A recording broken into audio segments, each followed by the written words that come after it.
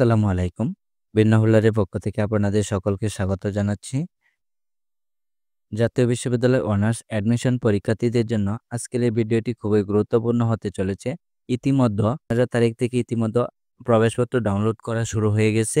এখনো পর্যন্ত যারা প্রবেশপত্র ডাউনলোড করতে পারো নাই, তারা বিভিন্ন ওয়েবসাইট থেকে তোমরা চাইলে ক্রোম অথবা মজিলা ফায়ারফক্স থেকে তোমরা তোমাদের প্রবেশপত্র ডাউনলোড করে নিতে পারবা। প্রবেশপত্র ডাউনলোড করার জন্য যেকোনো একটি ব্রাউজার ওপেন করবা। যদি তোমাদের ক্রোম ব্রাউজার সমস্যা হয় তাহলে অবশ্যই তুমি মজিলা থেকে তুমি তোমার প্রবেশপত্রটি ডাউনলোড করে নিতে পারো। এবং প্রবেশপত্র ডাউনলোড করার জন্য জাতীয় বিশ্ববিদ্যালয়ের অ্যাডমিশনের যে ওয়েবসাইটটি আছে, অ্যাডমিশনের ওয়েবসাইট আমি অবশ্যই ভিডিও ডেসক্রিপশনে দিয়ে রাখবো। তোমরা যে কোনো ব্রাউজারে এসে লিখবা nu.ac.bd। লেখার পর তোমাদের সামনে জাতীয় বিশ্ববিদ্যালয়ের এমন একটি পেজ ওপেন হবে। জাতীয় বিশ্ববিদ্যালয়ের মেন ওয়েব পেজটি ওপেন হলে এখান থেকে তোমরা এই যে এখানে দেখো অ্যাডমিশনের যে লিঙ্কটি আছে, এই অ্যাডমিশনের লিঙ্কটিতে তোমরা ক্লিক করবা। এখানে ক্লিক করার সাথে সাথে তোমাদের সামনে এই যে এখানে এমন একটি অ্যাডমিশনের পেজ ওপেন হবে। এখান থেকে তোমরা এই যে এখানে দেখো অনার্স সিলেক্ট করা আছে। তোমরা প্রফেশনাল ডিগ্রি অথবা মাস্টার্স এখান থেকে তোমরা প্রবেশপত্র পাবা না। অবশ্যই তোমাদেরকে এই অনার্স অপশনটি সিলেক্ট রাখতে হবে। অনার্স অপশন সিলেক্ট রাখা অবস্থায় তোমরা নিচের দিকে ফলো করো। তোমরা যারা এনইউ অনার্স অ্যাডমিশনে আবেদন করেছো, জাতীয় বিশ্ববিদ্যালয়ে অনার্স আবেদন করেছো, শুধুমাত্র তারাই এই এনইউ অনার্স অ্যাডমিশন থেকে এই যে ৪ নাম্বার যে লিঙ্কটি আছে যে অনার্স অ্যাপ্লিকেশন লগইন, এখানে ক্লিক করে তোমরা প্রবেশপত্র ডাউনলোড করতে পারবা। আবার উপরে দেখো NU one campus honours admission, যারা ওয়ান ক্যাম্পাসে আবেদন করেছো তাদের জন্য উপরেরটা। আমরা যেহেতু জাতীয় বিশ্ববিদ্যালয়ের অনার্স অ্যাডমিশনের আবেদন করেছি এবং অনার্স অ্যাডমিশন পরীক্ষা দিব, তাদের জন্য এই যে ৪ নাম্বারের যে honours application login click here, এই ৪ নাম্বার লিঙ্কটিতে আমরা ক্লিক করব। এখানে ক্লিক করার সাথে সাথে আমাদের সামনে এরকম অ্যাপ্লিক্যান্ট অ্যাকাউন্ট লগইন অপশন চলে আসবে।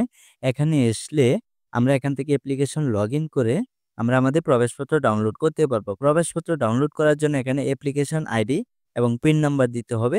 এই অ্যাপ্লিকেশন আইডি এবং পিন নাম্বার তোমরা কোথায় পাবা? চলো দেখে আসি এই অ্যাপ্লিকেশন আইডি পিন নাম্বার কোথায় পাওয়া যাবে। জাতীয় বিশ্ববিদ্যালয়ে প্রাথমিক আবেদন করার পর তোমরা অবশ্যই এরকম একটি আবেদনের একটি অংশ তোমাদেরকে কলেজ থেকে রিটার্ন দেওয়া হয়েছে। প্রত্যেকের কাছে এমন একটি প্রাথমিক আবেদনের ফর্ম অথবা স্লিপ আছে। এখান থেকে তোমরা দেখো এই যে এখানে অ্যাপ্লিকেশন আইডি, এই অ্যাপ্লিকেশন আইডি দিয়ে তোমরা অ্যাপ্লিকেশন আইডি এবং এখানে নিচের দিকে দেখো এই যে এখানে পিন নাম্বার, এই পিন নাম্বার দিয়ে এই অ্যাপ্লিকেশন এবং পিন নাম্বার দিয়ে তোমরা এখানে লগ ইন করবা।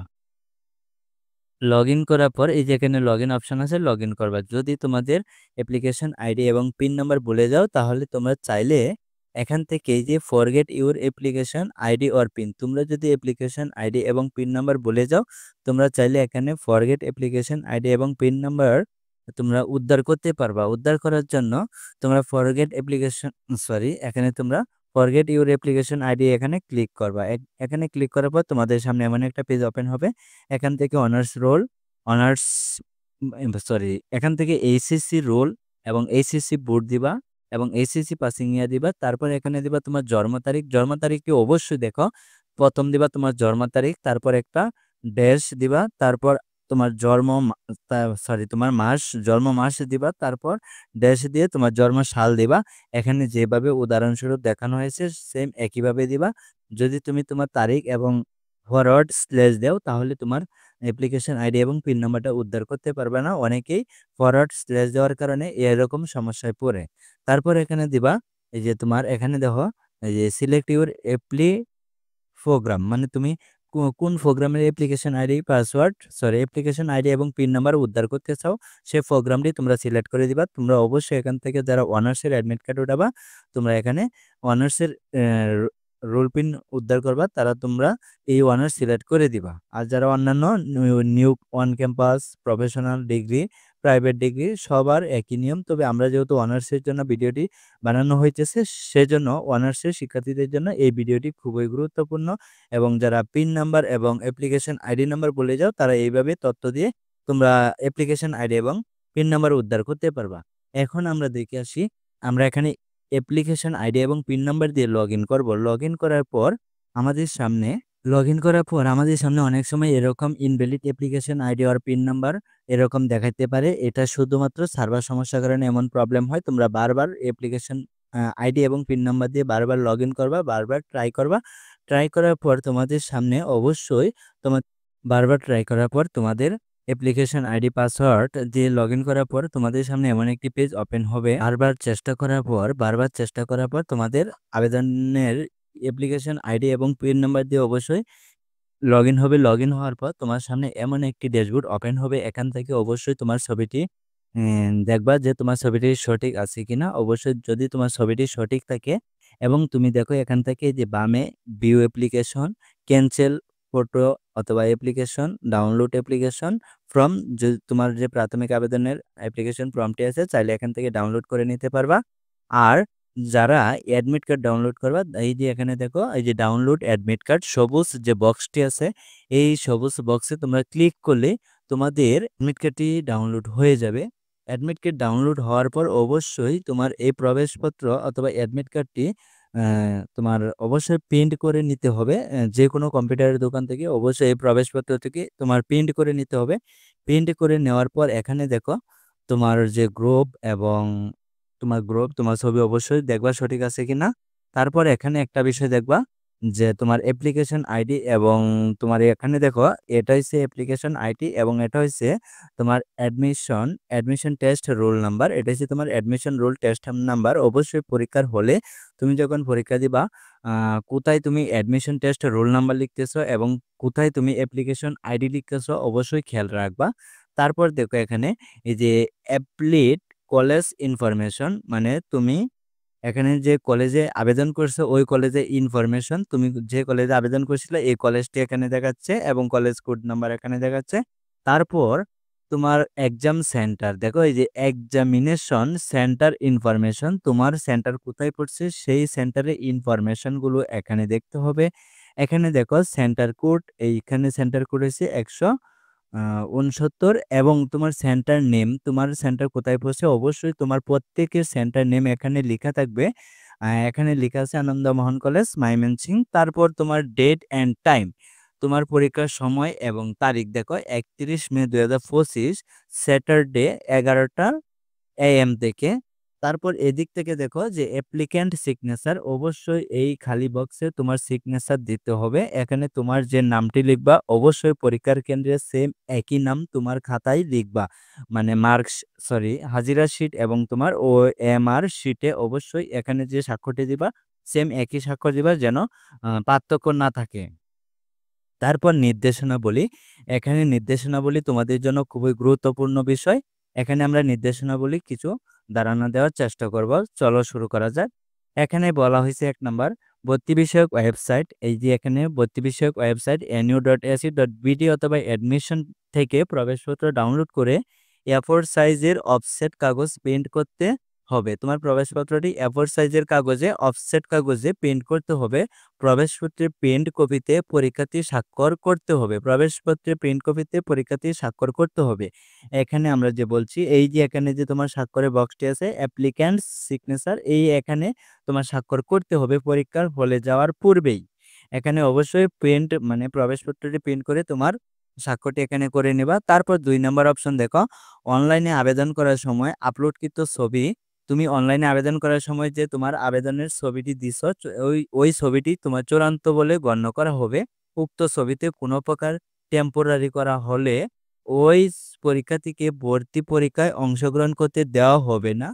যদি তুমি তোমার আবেদনের সময় যে ছবিটি আপলোড করছিল ওই ছবিটি যদি তুমি কোনো রকম পরিবর্তন করার চেষ্টা করো এডিট করে, তাহলে তোমাকে অবশ্যই পরীক্ষা দিতে দেওয়া হবে না।